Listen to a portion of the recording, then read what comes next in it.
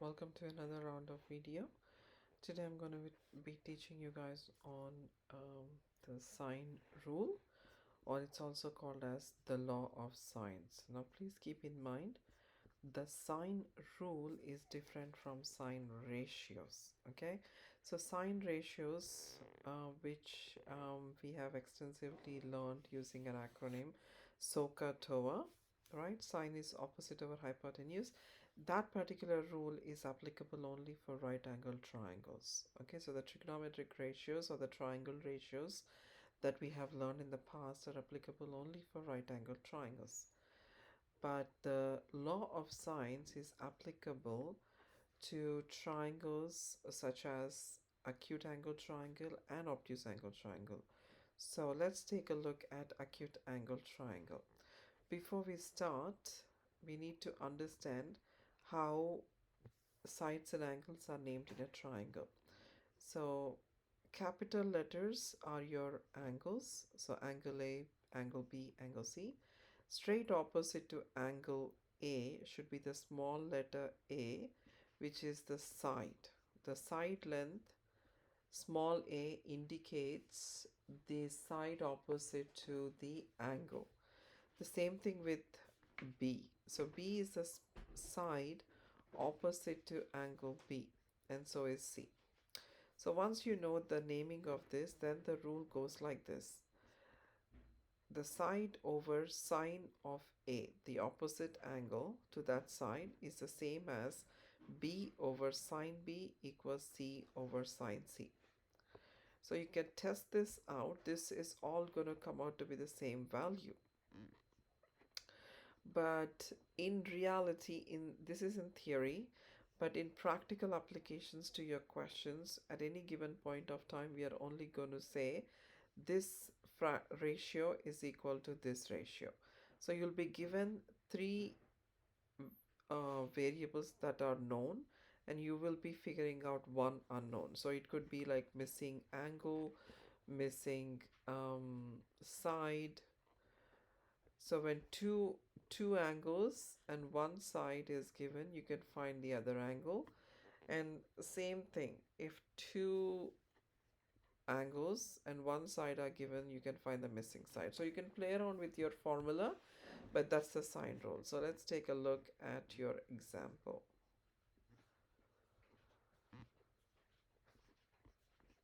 So in this question, you have these three angles and then there are these three sides.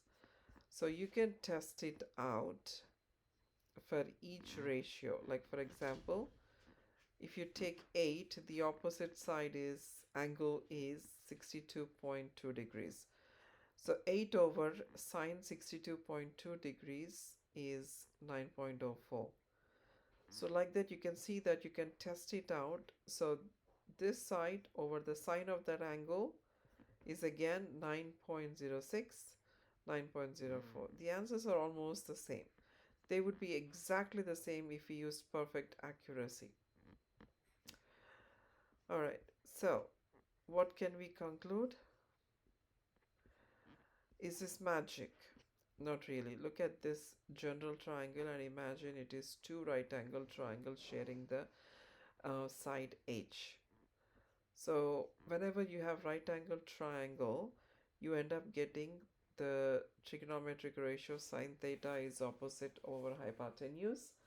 So in this way, this is how it is arranged. Okay.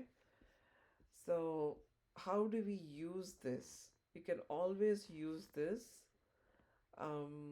by writing down into the formula. So A over sine A is equal to B over sine B. That's the law.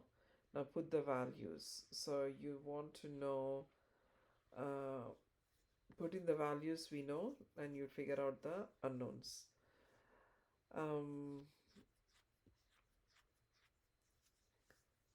So one advice that I would give you is you guys need to know cross multiply and divide.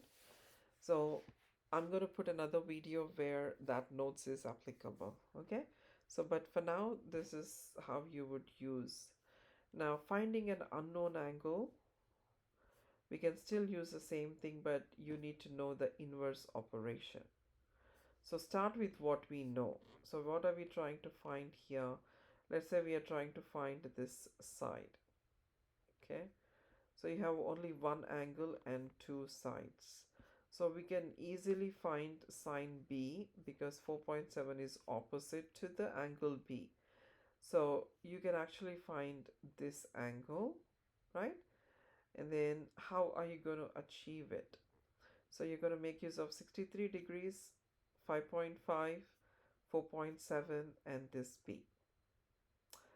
So 5.5, so you can also swap around. So it doesn't always have to start with the sides. You can also flip over the formula. So you can put the angles on the top and sides on the bottom, and it still makes sense. So now remember, in the cross multiplication, so a fraction equals fraction, what can we do when we had a fraction equals fraction? We did cross multiply, right? So you can swap a and b spots, sine a and this denominator. So these two can switch over, these two can switch over, but I usually teach my students with a technique called butterfly cross multiplication, so the kids can know which ones to swap over. But anyway, so if you know your cross multiplication and division rules, cross multiply and divide, then easily you'll find sine B. And then if you want only the B, you know there is a sine inverse button on your calculators, so you just apply sine inverse of this value and you will get the missing angle. So that's how you will figure out your missing angle. So again, I repeat, so the sine rule is applicable when you have non-right angle triangles. That's the first thing. And then you need to know how to match the angles with the opposite sides. And then you can set up the ratio. So at any given point of time, you're only using two set of ratios. So that means if you have three values, then you can find the fourth unknown. Alright guys, hope this was helpful.